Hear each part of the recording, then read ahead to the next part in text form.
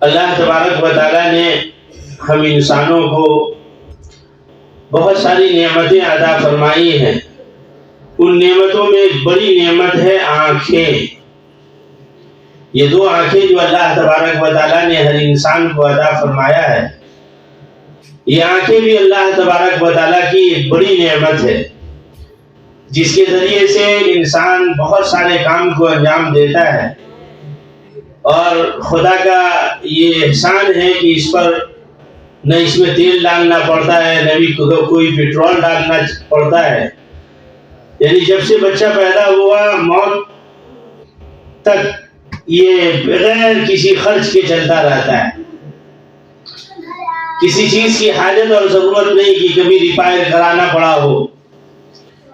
تو اللہ تبارک و تعالیٰ نے یہ آنکھیں ہمیں اور آپ کو جو عطا فرمائی ہے، یہ اللہ کی ایک بڑی نعمت ہے. لیکن اسی کے ساتھ ساتھ اللہ تبارک و تعالیٰ نے ان آنکھوں کے کچھ حدود بیان فرمائے کہ آنکھ دے دی تو جہاں چاہے وہاں دیکھ رہے ہیں. جائز چیزوں کو دیکھنا، کتابوں کو پڑھنا، راستے میں آنکھیں کھول کر راستے کو دیکھنا تاکہ کسی طرح کے حادثات سے بچا جا سکے، ان سب چیزوں کے لیے اللہ تبارک و تعالیٰ نے ہمیں اور آپ کو آنکھیں عطا فرمائی. وہیں اللہ تبارک و تعالیٰ نے ایک قید لگا دیا ہے کہ ان آنکھوں کے ذریعے سے غیر محرم کو نہیں دیکھا جا سکتا. یعنی وہ عورتیں جس سے نکاح کرنا حرام نہیں ہے، ان عورتوں کو ان آنکھوں کے ذریعے سے دیکھنے کے لیے اللہ نے منع فرمایا. چنانچہ آقا علیہ الصلوۃ والسلام کی حدیث ہے، آپ فرماتے ہیں العینان تزنیان وزناہما النظر، کہ آنکھیں بھی زنا کرتی ہیں اور ان دونوں کا زنا کرنا دیکھنا ہے. یعنی نظر کے ذریعے سے، آنکھوں کے ذریعے سے بھی زنا ہوتا ہے. اسی لیے آنکھوں کی حفاظت کرنا ہر مسلمان کی ضرورت ہے. قرآن کریم میں آقا اللہ تبارک و تعالیٰ نے ارشاد فرمایا قل للمؤمنین یغضوا من ابصارہم ویحفظوا فروجہم. اے نبی صلی اللہ علیہ وسلم، آپ ایمان والے مردوں سے کہہ دیجئے کہ وہ اپنے آنکھوں کو نیچی رکھیں اور اپنی شرمگاہ کی حفاظت کریں. ذالک ازکی لہم، یہ ان کی پاکیزگی کے لیے بہتر ہے. پھر اس کی اگلی آیت میں فرمایا وَقُلْ لِلْمُؤْمِنَاتِ، اور آپ کہہ دیجئے ایمان والی عورتوں سے یغضضن من ابصارہن، کہ وہ اپنے نگاہوں کو پست رکھے، وَيَحْفَظْنَ فُرُوجَهُنَّ، اور اپنی شرمگاہوں کی حفاظت کریں.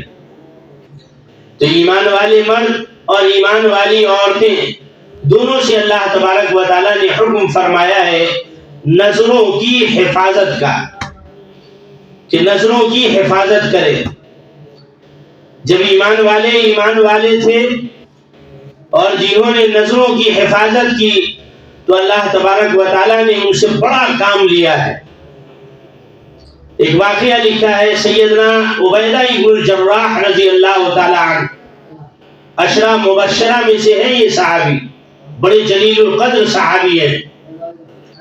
انہیں ملک شام کا فاتح بھی کہا جاتا ہے، اس لیے کہ ان کے زمانے میں بہت سارا ملک شام کا علاقہ فتح بھی ہوا، اور حضرت عمر فاروق رضی اللہ تعالیٰ عنہ کے زمانے میں یہ ملک شام کے گورنر بھی رہ چکے ہیں.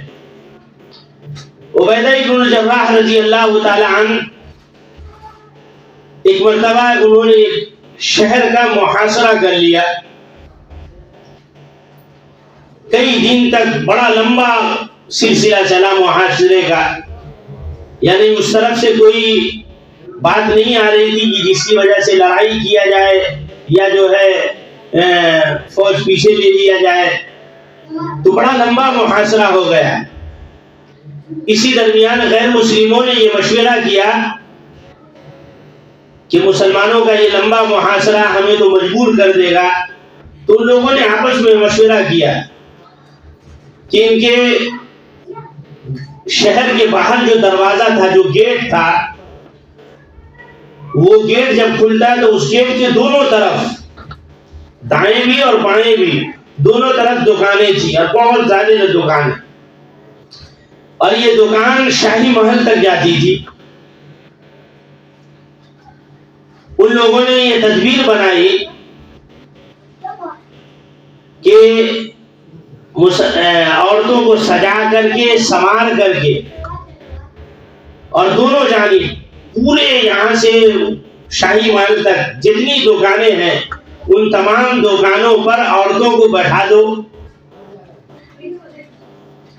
اور اس کے بعد ان کو سمجھا دیا کہ اگر مسلمانوں کا لشکر آئے اور وہ تم سے کچھ کہے تو اس کی بات مان لینا.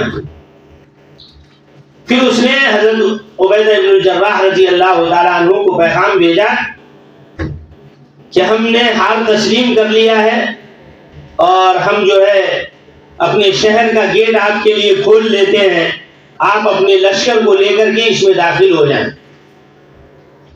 عبیدہ بن الجراح رضی اللہ تعالیٰ عنہ ایک جلیل القدر صحابی، اللہ کے پیارے نبی جناب محمد رسول اللہ صلی اللہ علیہ وسلم نے فرمایا اتقوا فراست المؤمن فإنه ينظر بنور اللہ. ایمان والوں کی فراست سے ڈرو، اس لیے کہ وہ اللہ کے نور سے دیکھتا ہے. جب یہ خبر پہنچی حضرت عبیدہ بن الجراح رضی اللہ تعالیٰ عنہ کے پاس تو فوراً ان کا ماتھا جو ہے ٹھنک گیا کہ اتنا جلدی آمادہ کیوں ہو گئے، ضرور کچھ نہ کچھ مسئلہ ہے.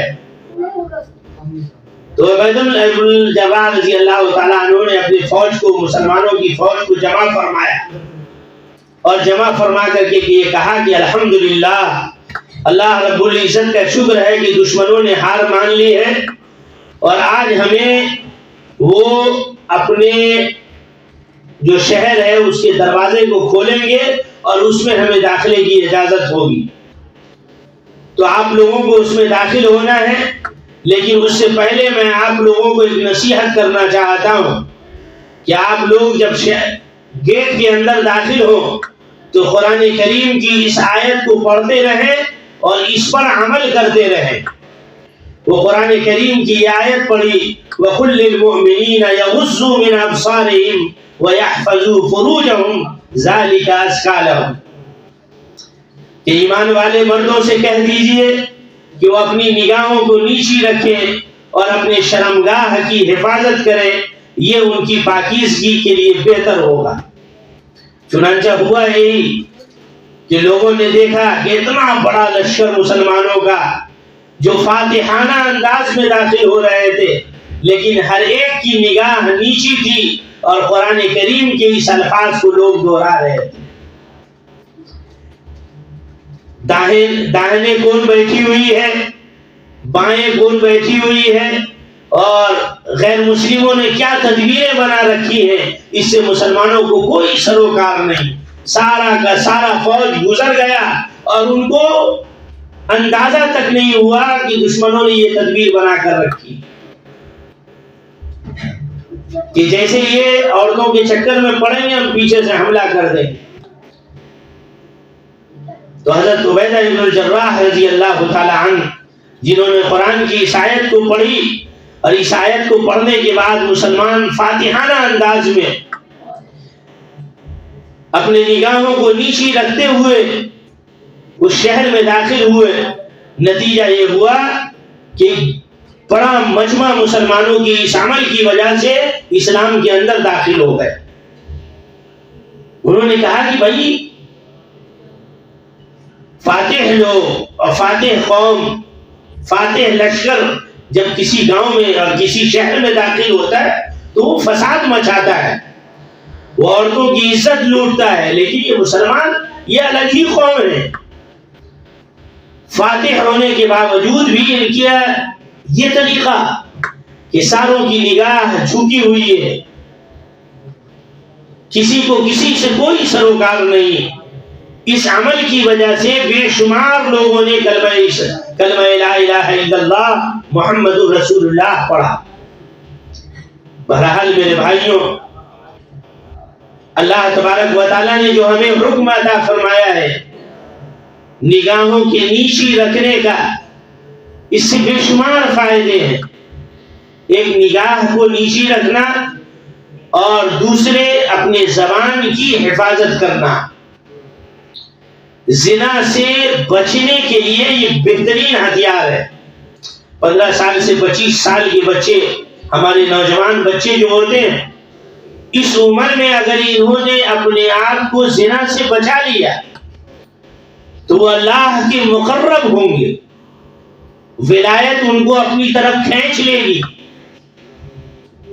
یہی وہ عمر ہوتا ہے کہ ماں باپ اپنے بچوں کو اچھی سیکھ دیں، گائیڈ لائن دیں انہیں زندگی گزارنے کا کہ یہ چیزیں ہیں اور ان سے بچنا ہے، ان کو اپنے لیے زہر سمجھنا ہے۔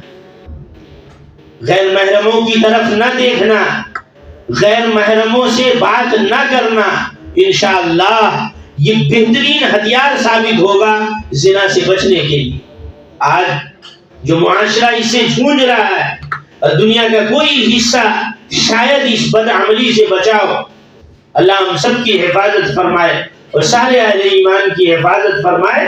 اس کے لیے جو تریاق اللہ کے نبی نے اور قرآن نے ہمیں بتایا ہے، ایک تو یہ کہ اپنے آنکھوں کی حفاظت، اور دوسرا یہ کہ اپنی زبان کی حفاظت، کسی غیر محرم سے گفتگو بھی نہ کرے، نہ اس کی طرف دیکھنا ہے اور نہ ہی بات کرنی ہے۔ انشاءاللہ اس دو عمل کی وجہ سے اللہ تبارک و تعالی زنا جیسے بدترین اعمال سے ہماری اور آپ کی حفاظت فرمائے۔